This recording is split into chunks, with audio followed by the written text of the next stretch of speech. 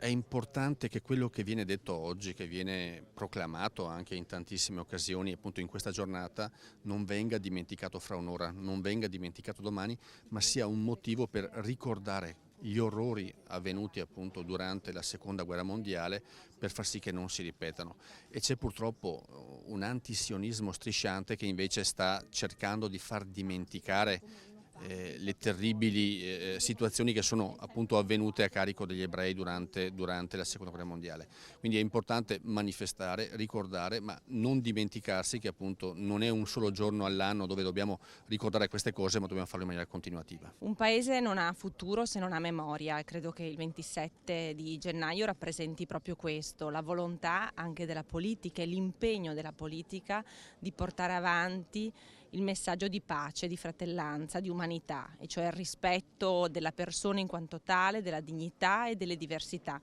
Questo ci deve insegnare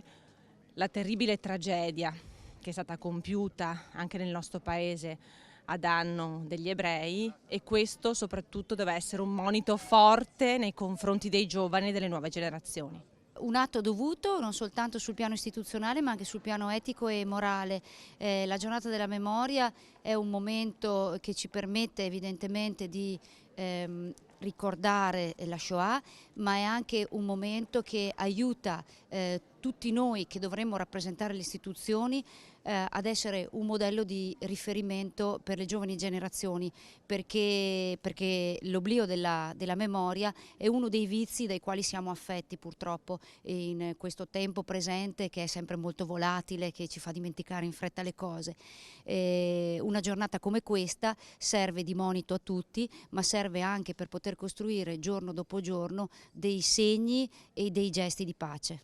Noi siamo qui per celebrare, è brutto questo termine, ma per celebrare il ricordo della memoria, il giorno della memoria in cui tutti dobbiamo ricordare e trasmettere quello che è stato questo immane disastro. Io parlo anche quasi per partecipazione personale, in quanto i miei nonni, non essendo ebrei, ma sono stati ospiti di un campo di concentramento